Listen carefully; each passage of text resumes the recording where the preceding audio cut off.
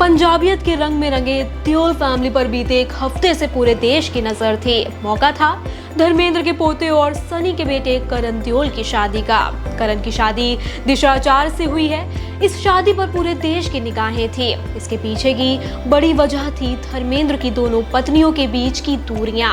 सभी टकटकी लगाए देख रहे थे कि धर्मेंद्र की पत्नियां हेमा मालिनी और प्रकाश कौर इस फंक्शन में एक होंगी या नहीं, लेकिन लोगों को निराशा ही हाथ लगी। हालांकि देओल फैमिली ने इस शादी में जमकर लुत्फ उठाया।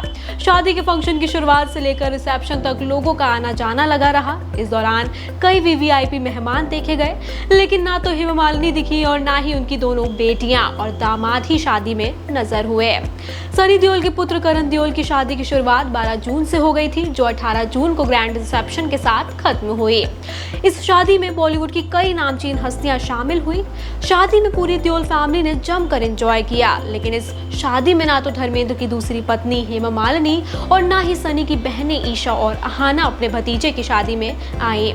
जानकार बताते हैं कि सनी देओल धर्मेंद्र के बाद परिवार के बड़े जिम्मेदार सदस्य हैं। ऐसे में अपना बड़प्पन दिखाते हुए उन्होंने अपनी दोनों सौतेली बहनों को बेटे करण की शादी में इनवाइट किया था, जबकि धर्मेंद्र की दूसरी पत्नी हेमा मालिनी को किसी ने भी इनवाइट नहीं किया था। ये देखते हुए मां को शादी में इनविटेशन ना मिलने की वजह से ही ईशा और अहाना भी शादी में शामिल नहीं हुए, क्योंकि वो दोनों अपनी मां को तकलीफ पहुंचाना नहीं चाहती थी। तो वहीं दोनों बहनों की शादी में शामिल ना होने की दूसरी वजह ये भी थी कि सनी और बॉबी उनकी शादी में भी नहीं पहुंचे थे। आपको बता दें, जब हेमा मालिनी ने अपनी दोनों बेटियों की शादी की थी, तब दोनों भाइयों सनी और बॉबी में से कोई नहीं गया था। सिर्फ धर्मेंद्र ही अपनी दोनों बेटियों की शादी में शामिल हुए थे। बता दें, हेमा मालिनी ने अपनी बड़ी बेटी ईशा देओल की शादी साल 2012 में की थी।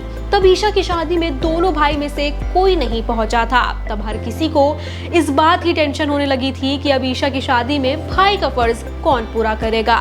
हालांकि उनकी इस परेशानी को धर्मेंद्र के भतीजे यानी ईशा देओल के चचेरे भाई अभय देओल ने दूर की। शादी से लेकर रिसेप्शन तक हर एक मौके पर अभय देओल दिखाई दिए और उन्होंने भाई का फर्ज पूरा किया।